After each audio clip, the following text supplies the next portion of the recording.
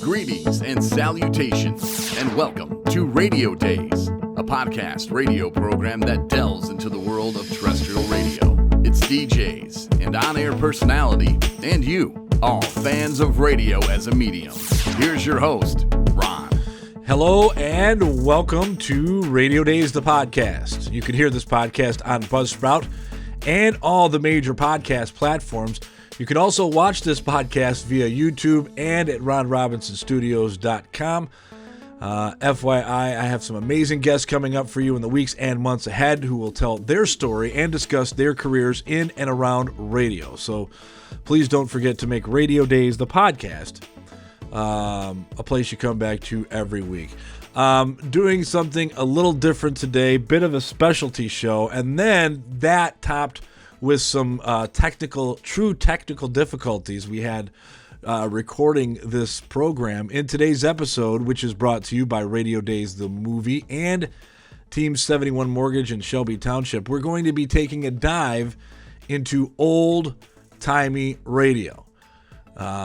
Radio serials like Jack Benny, Abbott Costello. We're going to talk about news. We're going to talk about what radio was like before television was invented. And the total intent was to create a video podcast like I have been doing over this third season.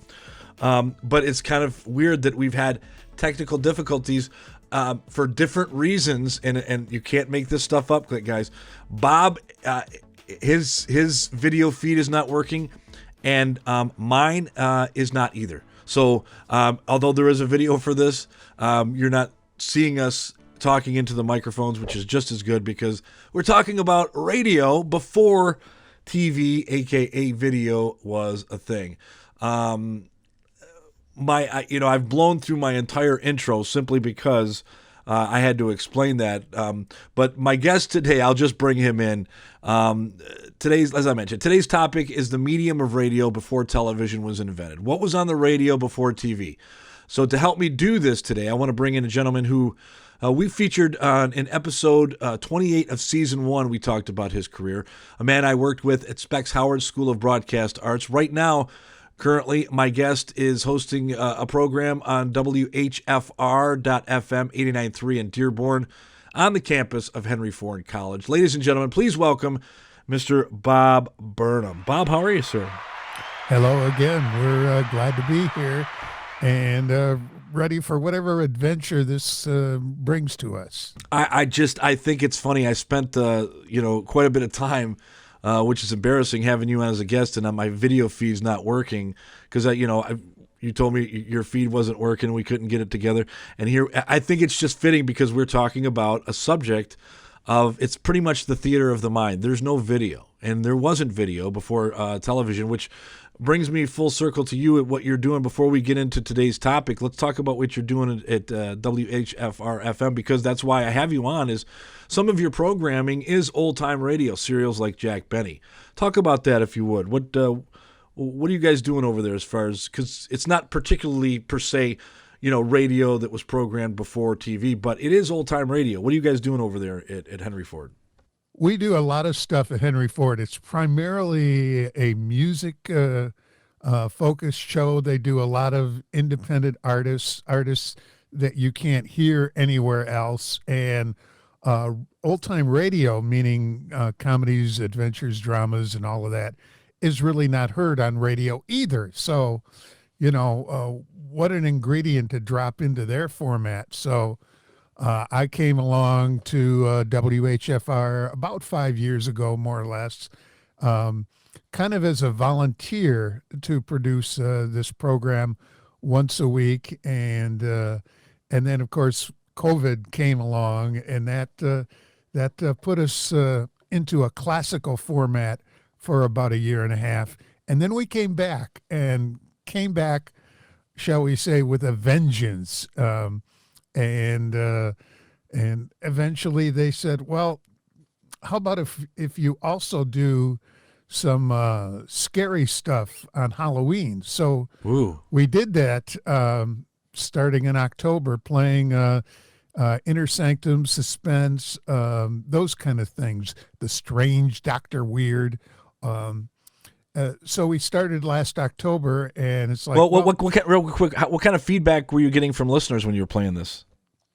Well, I didn't really get any feedback, but the people around the station said, "Yeah, let's keep doing that. Let's keep it on." So I'm currently hosting 3 hours on Tuesday during the day, which is when you were on, of course. And then Sundays, we call it WHFR Sunday Night Mysteries. And I'll feature like 3 consecutive episodes of Inner Sanctum, or there's another series I came upon, Broadway's My Beat, right, which is a police type show. And we do it every week, and it takes a little time, but it's kind of what I do. It's part of my business as well. And I want to thank you. You mentioned you had me on the station to talk about my upcoming docuseries, Radio Dayz 101 Years of Radio, which started out as a movie, now a docuseries. But, well, how about this? How about before we jump into that, let's just play a clip from your program when you had me on just recently.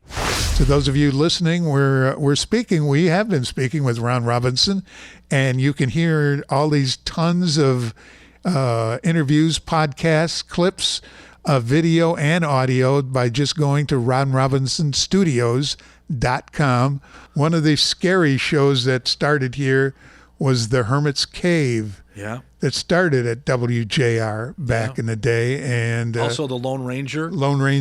And there was so many different ones that came out of Detroit. That started over at WXYZ, Green Hornet, Sergeant Preston. Yeah. The list goes on, and it all started right in this town, ladies and gentlemen.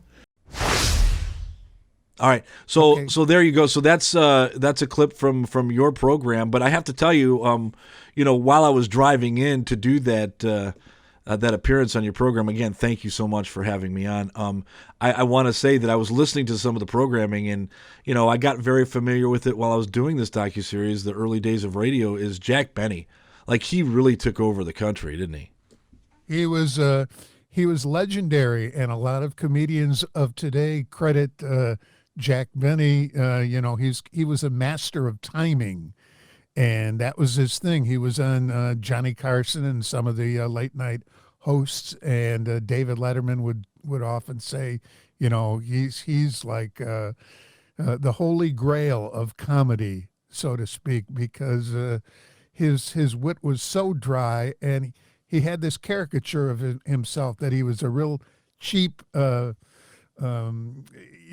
of self-indulgent person. And in person, he really wasn't. And he had this feud with another comedian, Fred Allen, and that was all fake as well. They were really close friends, and they had a contest, reasons why I hate Jack Benny. I can't stand Jack Benny because, and Fred Allen was the judge of that contest, and that went on for weeks, and they had massive response. I mean, you talk about War of the Worlds. Well, this was Jack Benny's version of War of the Worlds as far as response from the public, and that went on and on and on. And he had a TV show as well, so he made not everyone successfully transitioned from radio to TV, but he did. And they turned his radio humor, theater of the mind, into visual humor. And, he was just one of them, but he was one of the biggest in the golden age of radio. Yeah, I think this is a credit to Jack Benny, but when he was the host of The Tonight Show at one time, wasn't he? He might have filled in. Him and Jack Parr. Yeah. Anyway, listen. Before we get too deep into Jack Benny and other radio serials that were being on the radio, let's try to keep this linear. Let's talk about news on the radio. News on the radio was important to the medium. Radio was where people could listen in, stay informed about what was going on, not just in their communities, but listeners were getting world news. And one of the first nationally respected radio journalists, Bob, was a guy by the name of Bob Trout. In fact, before we talk about him, let's just take a listen to, here's a clip of Bob Trout. I believe this is 1941, This is Bob Trout doing a story about how England is responding to the attack on Pearl Harbor. Take a listen. Report on British reaction to the latest moves in the Near East and the Far East. Bob Trout is standing by in the British capital. Go ahead, London. London heard its first news of the attacks on Hawaii and the Philippines from John Charles Daly in New York just a few moments ago. It is, of course, too early to give you any reaction, but as you know, the British government made plain what would happen if America became involved in war with Japan. Bob, talk about why you think people like Bob Trout there and Edward R. Murrow and news overall was so important to radio in those early days. What do you think? Well, for one thing, radio was their only source of information. There was no internet. There were no websites back then. There was no streaming. That technology didn't exist. And, of course, there was no cell phones. So you couldn't pick up your smartphone and punch up a news site. So radio was it. You turned on your radio with all those glowing tubes, and that's where you got your information from. I think Robert Trout was on CBS. I'm not sure. Yep, but CBS News, yep. And CBS was a big one. So you turned on your local CBS affiliate in your area, and that's where you got your news. Trout was the first reporter to do a daily news program on the radio. So, yeah, I mean, think about it. Before television, obviously there's no internet. I know millennials everywhere who are listening to the show, the one and two of them there are, they're like, mind blown. But no, that's where people got their news. And, it was quite fascinating when you look back on how important, and people have heard Edward R. Murrow, but I that's one thing that I wanted to do in my docuseries is draw light to Bob Trout, because he was, in fact, Edward R. Murrow's mentor. Both CBS News employees, kind of cool. Very, very interesting. And CBS, like I said, was a big one back in those days. Talking about Bob Trout, when you talk about radio in those early days, FDR, President FDR, President Roosevelt, he became very effective as president because of fireside chats. Bob Trout coined those radio speeches as fireside chats. Like I said, FDR was a man who learned quickly about the power of radio. During the 1930s and 40s, as you know, Bob, FDR took the radio for, I believe, 13 times for what he called fireside chats. FDR chats perhaps eased many minds, according to some historians, during the Great Depression and, of course, the start of World War II. Before we get into that, here's a clip of him talking, one of his fireside chats, talking about how he can ease the lives of people during this cut's taken during the Great Depression. Take a listen. It's about to pass legislation that will greatly ease the mortgage distress among the farmers and among the homeowners of the nation by providing for the easing of the burden of debt that now bears so heavily upon millions of our people. Well-considered and conservative measures will likewise be proposed within a few days that will attempt to give to the industrial workers of the country a more fair wage return, to prevent cutthroat competition, to prevent unduly long hours for labor, and at the same time to encourage each industry to prevent overproduction. I have no expectation of making a hit every time I bat. Now, I hear that, Bob, and I just think back what that must have been like to hit your ears when everybody's struggling for food. That I can't even imagine what do you think that did to America? Because some people say that he saved the country with his chats. Absolutely. Well, if you think to people who weren't around back then, including you and I, you think about what happened on 9/11 and the impact that it had on all of us, regardless of whether we live near New York or not. I mean, we were like glued to whatever outlet we use for the news, and I would have to think that it was the same back then, that people were constantly had their ear on the radio, and they didn't want to leave home because they might miss a news segment, and portable radios weren't as common back then, so they had to listen to their big mahogany set that took up the whole living room, or the set that weighed 40 pounds sitting on the shelf. They didn't want to miss something that was life-changing for them back then, just as the more recent events were life-changing for us.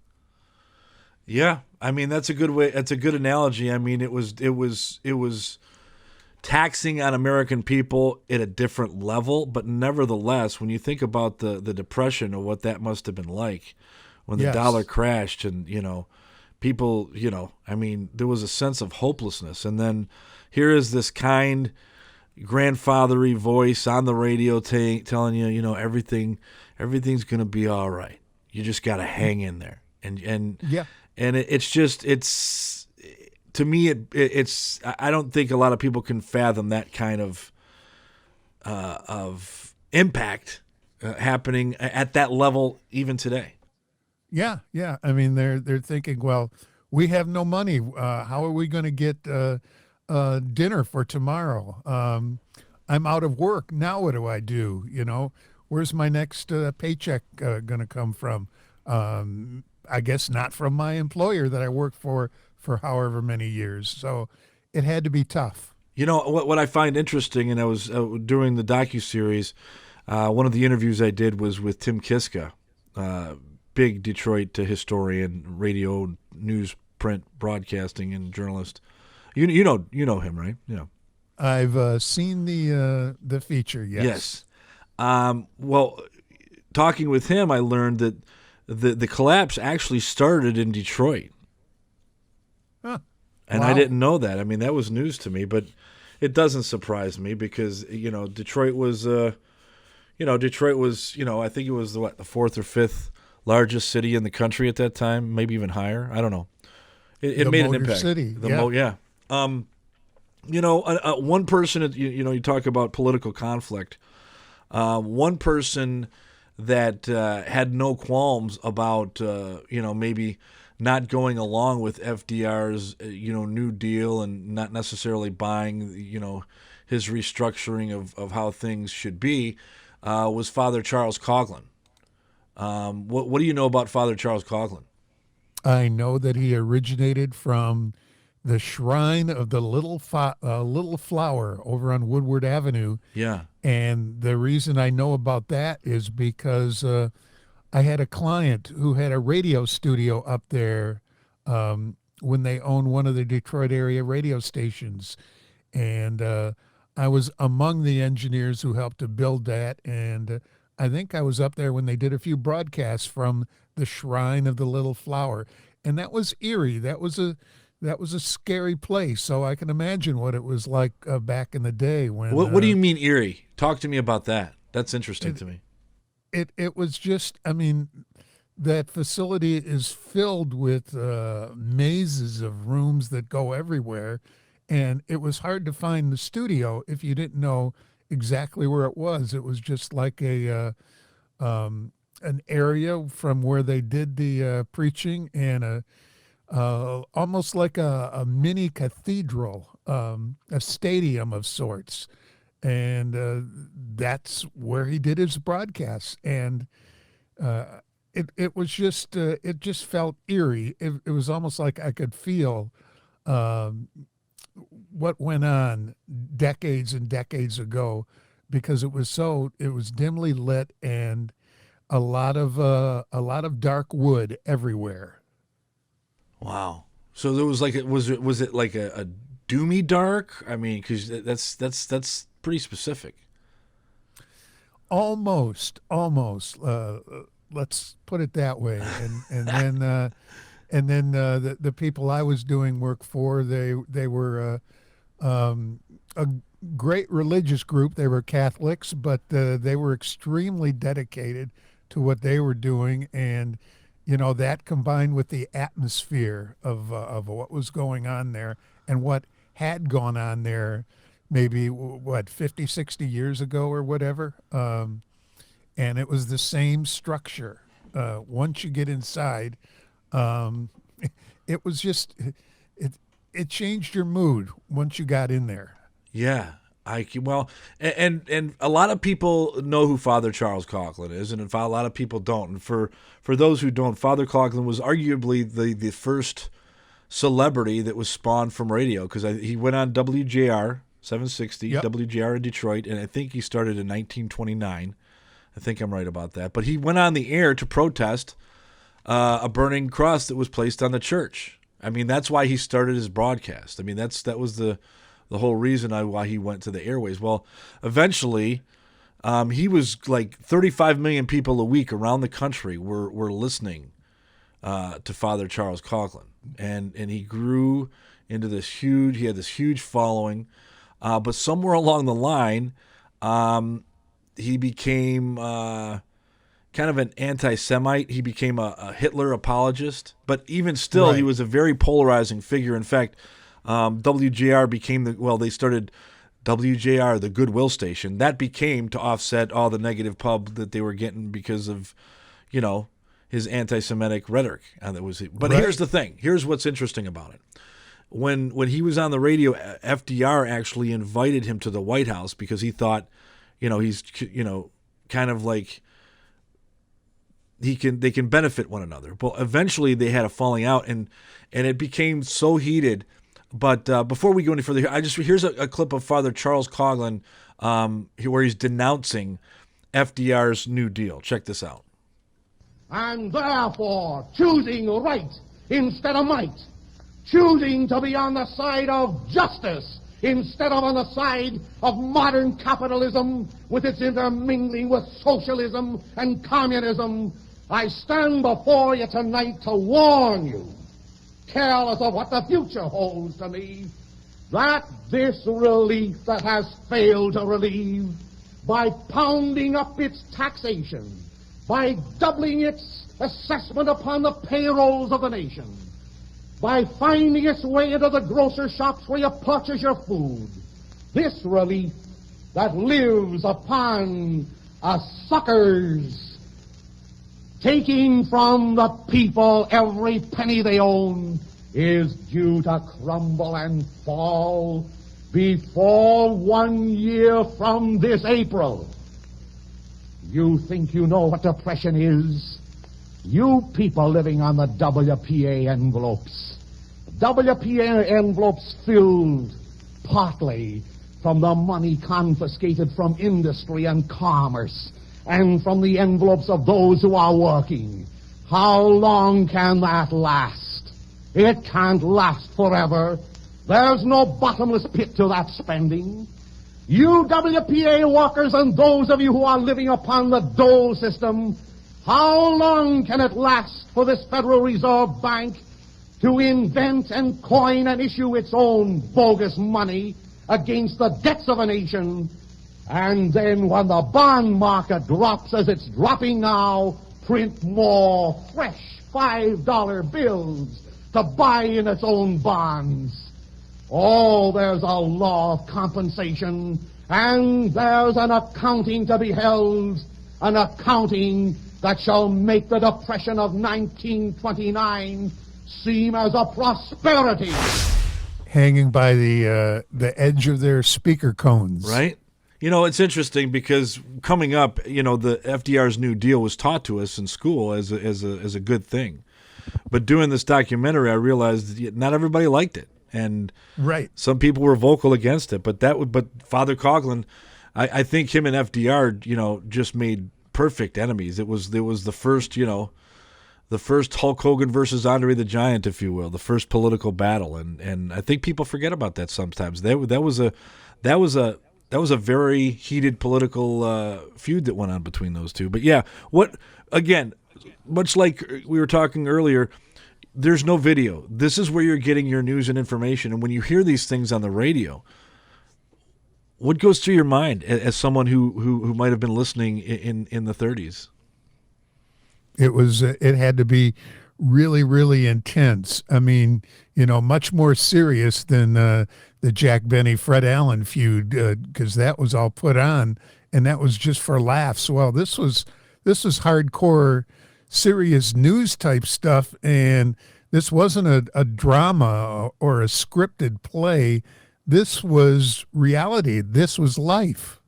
People forget this, but before the World War II started, there was about 6 months ago, Bob, I went down this rabbit hole where I was looking at old photos. That there's someone that makes a video just showing old photos. Some of them have celebrities on them, some of them not. Like there might be a picture of I think there's a picture of Gwen Stefani meeting Sting as a teenage girl.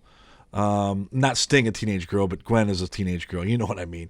Yep. And then they'll show like a picture of the Hoover Dam or something. So, and then they put music behind it. But one of the pictures I came across was an arena, and I think it was, I can't remember what city it was in, but it was a major U.S. city that was full of Nazis in America, and it was like a stadium filled with 20,000 plus. So like pre-World War II, I mean, when Hitler started doing the crap he did during the war, people like saw through that. But before all that happened, there was a huge Nazi movement in the United States that people forget about. And the good and the bad and the ugly, Father Coughlin was kind of the genesis of that, no?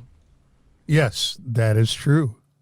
That is true. He was he was kind of a radio icon in his time, and he wasn't mainstream like a Robert Trout or an Edward R. Murrow. He was a polarizing figure, kind of, as you were saying earlier. Yeah, and it's still you amplify that to me as a historian when I look back. You just amplify the fact that this is. This is a pre-video, so I mean, a lot of people can't even fathom that what the impact that these air checks had on people's ears. Yes, it's quite interesting, yes. and which makes for a great segue, Bob, because we can't talk about pre-television radio without talking about one of the most popular radio serials.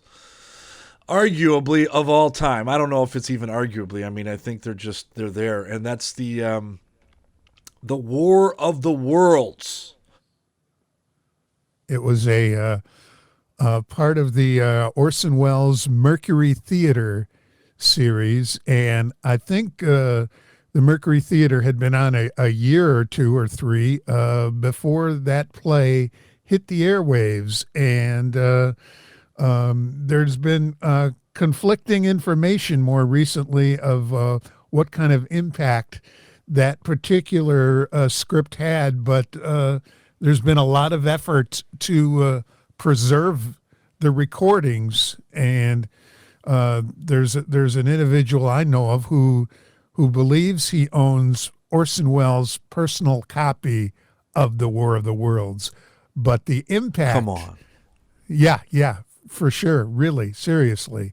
The impact of that play when that was broadcast as a drama, and they kept announcing, you're listening to The War of the Worlds by H.G. Wells, and they repeated that, but, people were listening to, I think they were listening to Charlie McCarthy, a comedy show on another station, and, Charlie McCarthy would have a vocalist, and then they tune back into the Mercury Theater, and it may have been right in the middle of the Martian death rays spraying across, and right. they thought, oh geez, wow, that must be really happening. This sounds like an actual newscast, and of course we all know it wasn't.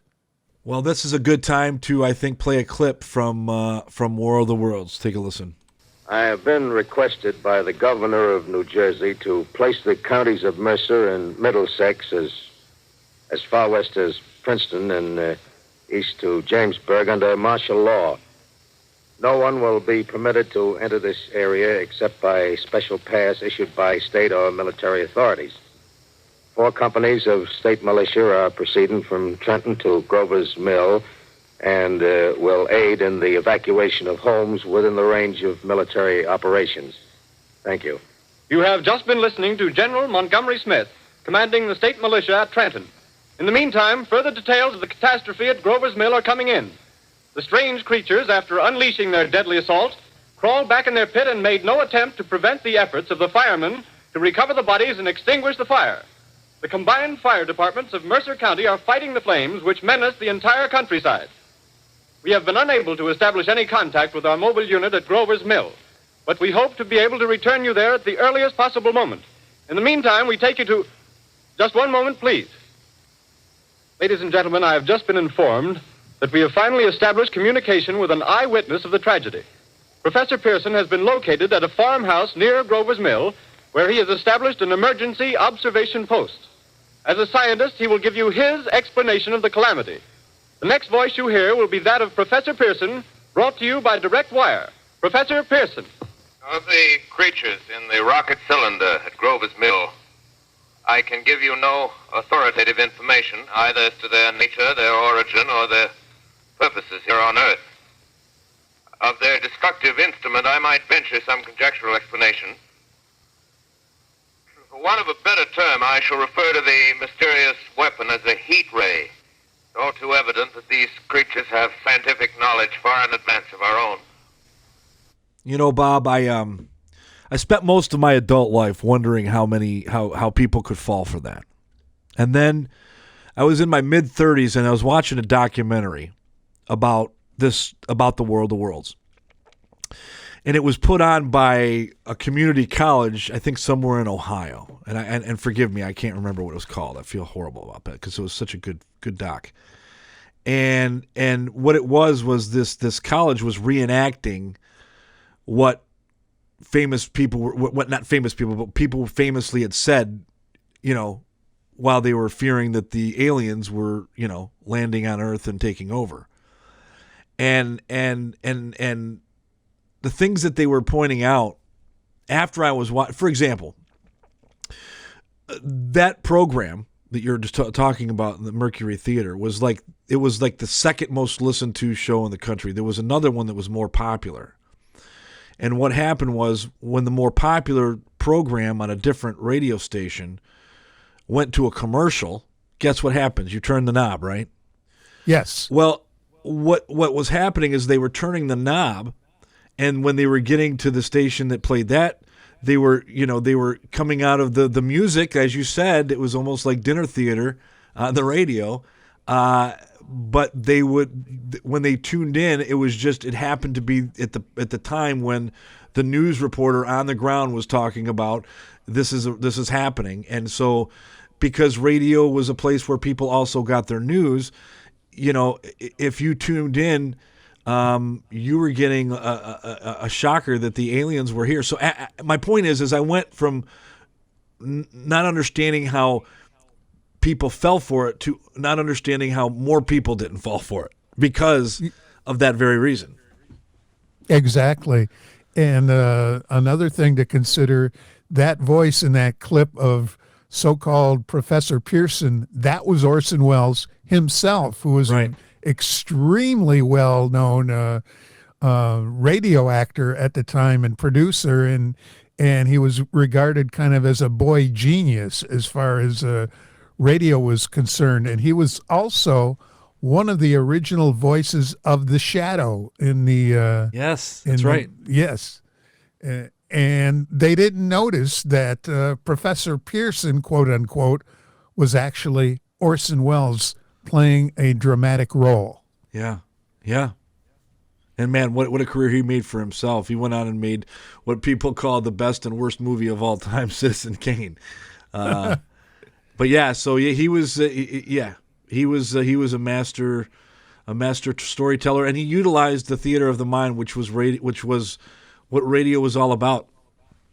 And occasionally, he would bring an episode or rather a movie to a radio series, such as in the case of The Third Man, The Lives of Harry Lime. Great that was picture. all That was Orson great. Welles. Yeah. Yes. Yep. That was a whole series of programs that are still available today. Yeah, and yeah. You know, before we move on from War of the Worlds, I love, and I've made it no secret in the past, I love when WJR goes on the air and recreates that every year at Halloween. And big, big props to Mike Parsons and those guys at JR for doing that, because it's awesome. You've tuned into those, haven't you? I've heard the last couple years, and they are incredible productions, and hats off to all of them, the news people. They show that they can do more than just news on WJR. Yeah, and and they throw in that local twist. They bring it home to Detroit a little bit rather than just make it Growers Mill. So it's kind of cool. Great stuff. So obviously the World of Worlds makes an impression. So it's a copycat business. Even then, radio serials. We got to make entertainment programming. So out of this, as we mentioned a little bit earlier, Jack Benny. For me, when I listen back to some of these shows, Bob, like other shows like the Bickersons. I mean, Don Amici. Remember the Bickersons? I don't know if you remember the Bickersons. Oh, of course. Yeah, of course. That was awesome. But to me, Jack Benny, and historians say that he might have been among the biggest radio stars of all time. Here, let's before we get into Jack Benny, let's play a clip. Here's Jack Benny from his radio program. I believe he was on NBC, right, Bob? He was on NBC most of the time, and then CBS got him to switch networks. That was kind of a big deal. CBS was raiding NBC, and Jack Benny was one of them they grabbed. Here's a clip from Jack Benny's show. It was I Got a Gal in Kalamazoo, played by Phil Harris and the orchestra. And speaking of Kalamazoo, ladies, whether you're a gal in Kalamazoo or Kankakoo, oh, Brother Roo, why not serve your husband a bang-up breakfast treat? Just try him on Grapes Nuts Flakes. there you go again. Don, that's great. And now let us continue with our story of what happened when the two cadets from Santa Ana visited Jack in Beverly Hills. As we left Jack, he'd been knocked cold by a tap from a tiny pot. Look at that lump on my head. I'm glad Phil took the baby home. Believe me, the next time that kid starts after me, I'm going to be set. I'm going to be ready. Oh, put your fist down, killer. Well, I'm mad. Come on, let's take these bottles over to the market. You take the bottles out, Rochester. I'll answer the door. Yeah, that's. I enjoy listening to that because you listen, and again, it's interesting to me because that's how people consumed entertainment.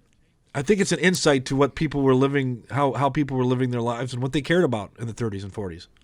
And the amazing part about the Jack Benny show was, if you listen to a lot of them, as I have, you realize that the Jack Benny show was a show about producing a show, and that's kind of what the plot surrounded by, and what Jack Benny was doing around his home, and of course his famous butler Rochester, who Jack Benny made one of the richest African Americans in his time. Good old Rochester was one of the major parts of that series, and he got all the funny lines.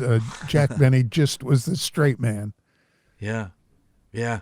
And again, I don't know. I'm just fascinated with that old school radio. So, again, what are some of the old shows that you've come across while working at Henry Ford there? What are some of the other shows? Because I know the Guiding Light started out as a radio show. What are some of the other radio shows of the day that you can recall? The Guiding Light was, of course, a soap opera, daytime soap opera. I try to run the gamut of comedies. George Burns and Gracie Allen is another one that was very, very popular. And there were situation comedies like The Aldrich Family with Ezra Stone, for the most part, playing the title role. And he had to leave. I think some of the actors had to leave to become involved in the military, so they got other lesser-known actors. That was the case on a number of different shows. Our Miss Brooks, starring Eve Arden, was a long-running show, another show that made transition to television. And then there were the Westerns, couple different types of Westerns. Didn't Gunsmoke start on the radio, if I'm not mistaken? Gunsmoke did, and Gunsmoke actually came along toward the end of radio.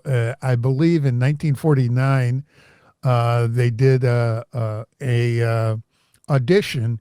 They tried out a couple different actors, and they didn't want to have William Conrad because it seemed like William Conrad's voice was everywhere. He was on shows like Escape, which was the counter, which was a show kind of like Suspense. But Right. In the end, it's like, well, William Conrad is the best for this role. And he held that role from the early 50s right through the end of the radio series. But they didn't want to use him on television because, of course, he became canon and the central figure on Jake and the Fat Man on television. But those are kind of the some of the adult westerns. Have Gun Will Travel was on both radio and television. Started on radio and had a good run on radio. It's played by John Daner. Those are some of the, but there were also kids westerns, and the most obvious one produced right here in Detroit was The Lone Ranger. That was primarily a kid show, but they tried to teach good things with the kind of the plot of the, the masked man always does good deeds. Yeah. He never shoots to kill, that kind of stuff.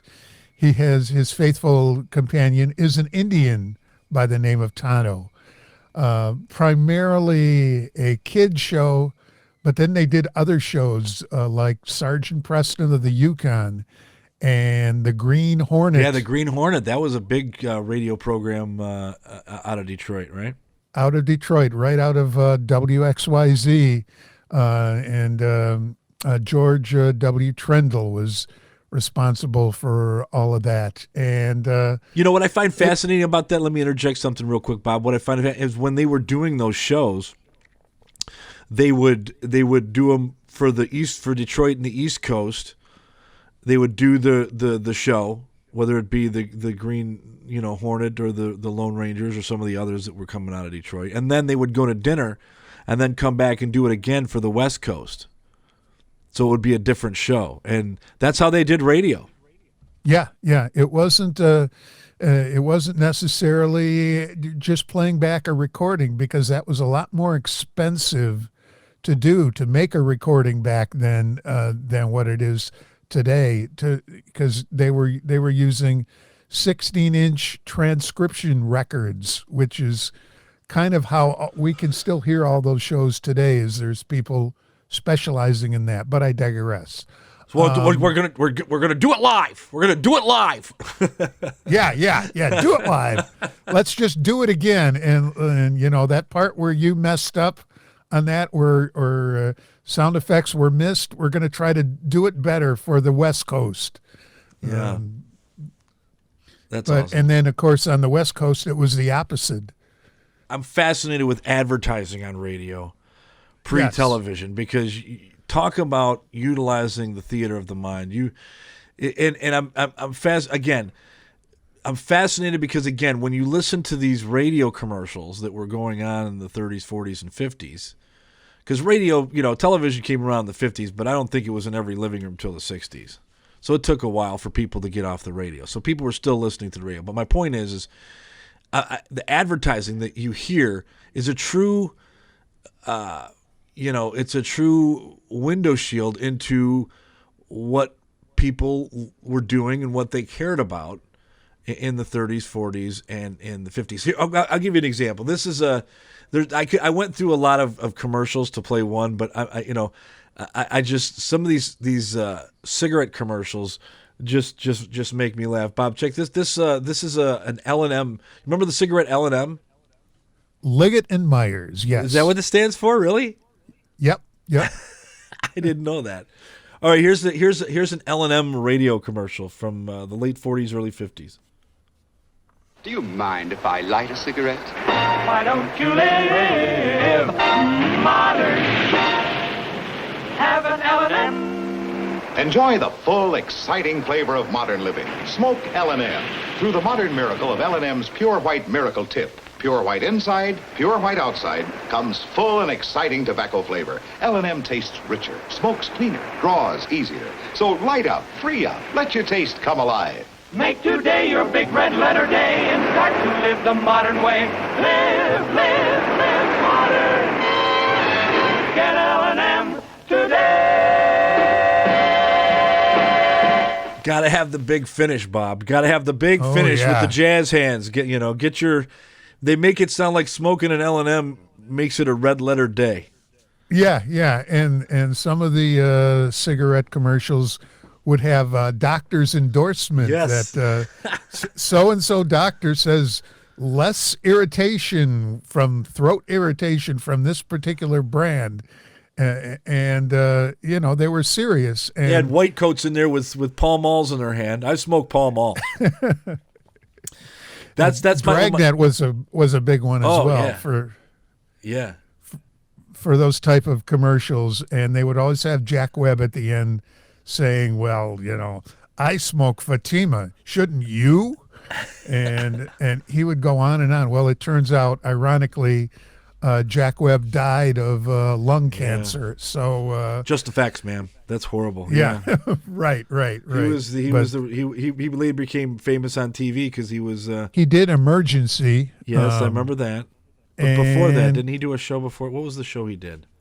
He did, the detective show, The Cop. He was a detective, right? Jack Webb. That was Dragnet. Yes, Dragnet. That's what I was trying to think of. Dragnet. Yep. Yeah, because that started on radio too, no? Yes, that did indeed start on radio again in the late 40s, toward the end of the golden era of radio. And by the late 40s, they did have some televisions being marketed, but there weren't too many stations on the air at that time. So if you lived in a rural area, you probably just had a radio and nothing else. Much like what we were talking about with Jack Webb and Dragnet starting out on the radio and moving on to television, Gunsmoke, other detective and Western shows. My youth, and I wasn't alone, I'm sure that you'll attest that you were like this too. Sunday morning was in front of the television watching these two fellas. Let me see. That looks all right. Okay, all right. We'll pretend. All right, I'll take it easy with that. We'll just pretend that we're organizing a baseball team here at the retired actor's home. And I am the manager. Now... You're going to be the manager of the retired actors baseball team? Yes. I would like to join the retired actors baseball team. Oh, you would? And I would like to know some of the guys' names on the team, so if I want to play with them, I know them, and I meet them on the street or in the home here, I can say hello to them. Oh, sure. But they give baseball players nowadays very peculiar names. A lot of funny names. Like Sticky Fields. Sticky Fields. Goofy Dan. Booby Barber. Booby Barber. I know all those. Well, let's see now. We have on our team, we have who's on first, what's on second, I don't know's on third. That's what I want to find out, the guy's name. That's what I want to find out, the guy's name. I'm telling you, who's on first, what's on second, I don't know's on third. But you going to be the manager of the baseball team? Yes. You know the guy's names? Well, I should. Well, then you tell me the guy's names on the baseball team. I say, who's on first, what's on second, I don't know's on third. You ain't saying nothing to me yet. Go ahead. Pretty funny stuff. That's of course, the beginning of their Who's on First act that was made famous, of course, on television. But another great duo that really took advantage of the medium of radio. What's your memory of Abbott and Costello, Bob?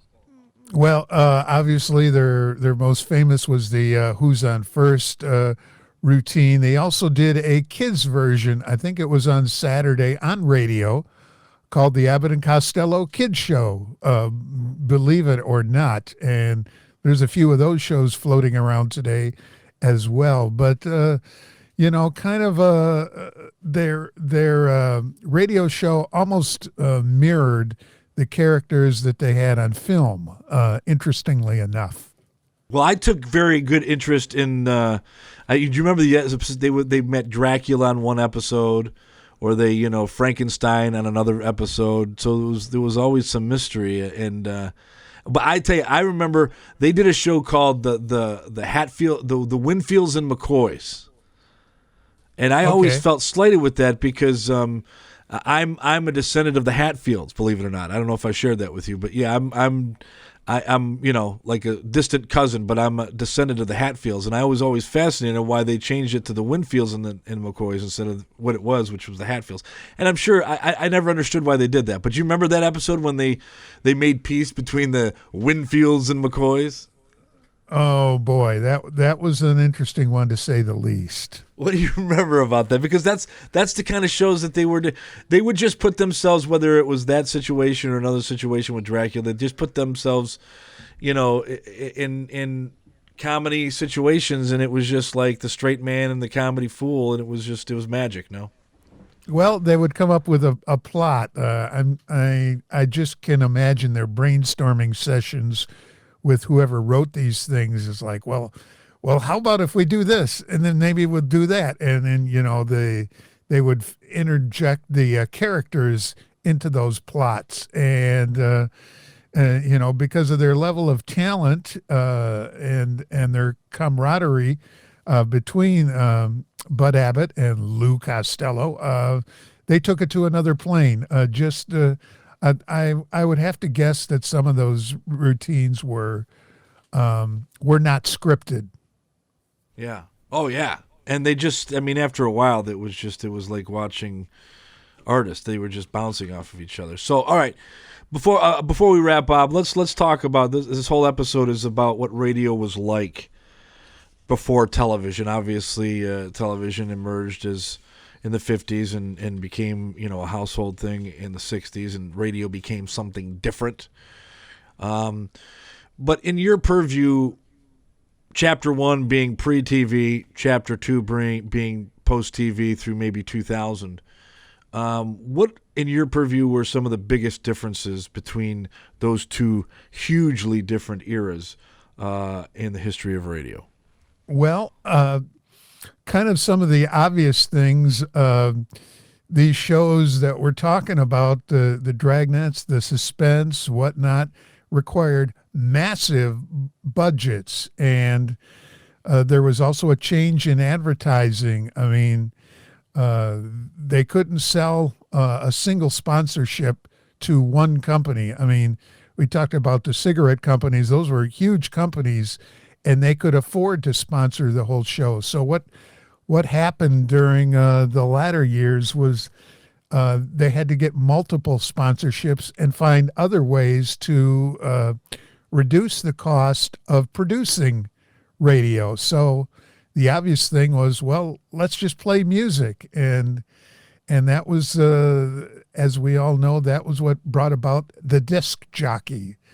And there was a million different variations of those back in the days. There was one on Armed Forces called G.I. Jive with Jill, but Jill wasn't her real name. Of course not. But that was only heard during the war. They were trying to produce programming cheap at that time. Yeah. And what they would do, this was kind of a 1950s transitional time.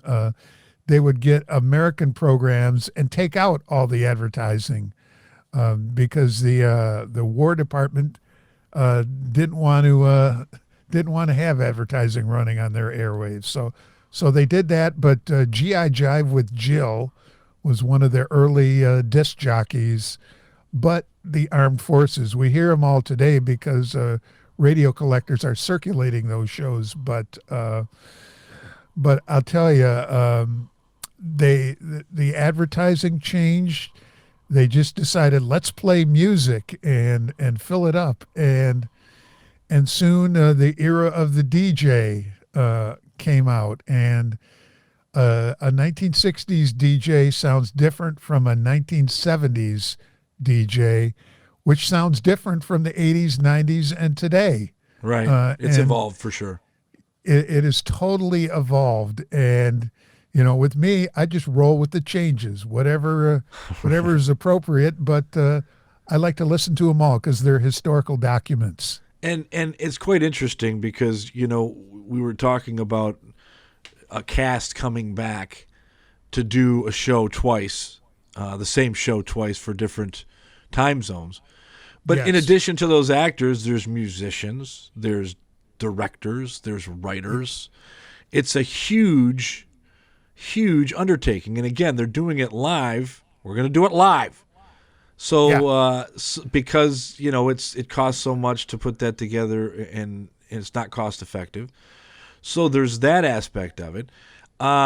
But I find it fascinating. You go from that. So then television comes along and takes all that. So they take the directors and the writers and the actors. They all go to television. And now radio with, it strikes me as it was probably a very difficult time because radio was like, now what are we going to do? And to me, that's why it's so fascinating. A lot of that great music from the late 40s and early 50s that led to Elvis and led to Rufus Thomas and led to the Beatles. And, it's just, it's almost like the evolution. You can see it step by step growing into what it became. But it's interesting. The music, it was music who saved radio in a sense, no? Yes. Well, a lot of those people, the Beatles, Elvis, they took their inspiration from the guys who were on radio, Duke Ellington, Glenn Miller, Benny Goodman. The list goes on and on. All those people that were coming up in early rock and roll were coming up with their taste of. Ricky Nelson is another one that started on radio with his family and became a rock and roll star as they went to TV. And, there's a million stories out there about how the transition went. But the early people from radio who were on radio they didn't do DJ shows so much in the 40s, but what they did was band remotes. They would do a remote. Benny Goodman would do a weekly show from a hotel ballroom, and it was all music, and an announcer would come on, and that was such and such. You might even say that that was kind of a form of a DJ in the 30s and 40s. Was the announcer doing a band remote with Glenn Miller, Benny Goodman, any of those guys, Artie Shaw. And then the rock and roll people came along listening to their parents' records and what their parents were doing. And hey, I got a guitar. What can we do with that? And here's a drummer who can keep the beat. And then rock and roll was born. And then along comes radio, and how do we get our music out to the public? Well, the answer is obvious. Put them on the radio. And, of course, the recording industry came along, and the rest, as they say, is history. For sure. So, coming full circle, coming back to your station there in Dearborn, Henry Ford College, if people want to tune into some of these radio shows that we've talked about, you guys do that. What talk about when people can tune in and hear that kind of programming? Because people can listen online. Tell people how they can listen to you, Bob. Well, it's very, very simple. My show is on 2 different times. If you like the mysteries, it's Sunday nights from 9 until midnight. Sometimes I run a little longer than that. 9 until midnight, we run all the suspense, escape, occasionally the Gunsmoke, cop shows of various, there's lots of detective shows on radio. You can hear that on Sunday night between 9 and midnight, I guess Eastern time or advanced time currently. And then if you'd like a lighter fare, that's Tuesday during the day between 10 o'clock in the morning and 1 o'clock in the afternoon. And it's I do a lot of variety, some comedy, and then usually the last hour I'll do a mystery. Sometimes I'll do an hour-long drama like the Lux Radio Theater, which is a radio show that turned movies into radio productions. They did shows like The African Queen with Humphrey Bogart.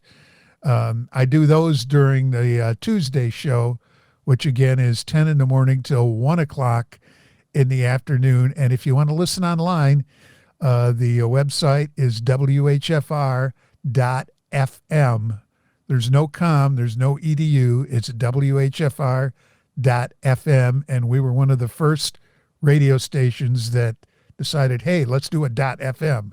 So that's how you listen online. If you're in the Detroit area, we have a new and improved transmitting system, new antenna, the Works, that was just installed a year or two ago. and it's 89.3 on the FM dial. If you're in Dearborn, Garden City, Livonia, very cool, Westland, there's a high school student station up in West Bloomfield that prevents us from being heard on the radio in that part of town. Then you just go to the website, whfr.fm. But in Dearborn Heights, downriver, all the way down, maybe as far south as Monroe, it's 89.3. And again, the old-time radio shows are Sunday nights from 9 o'clock until midnight. And during the day, it's Tuesday from 10 in the morning until 1 o'clock.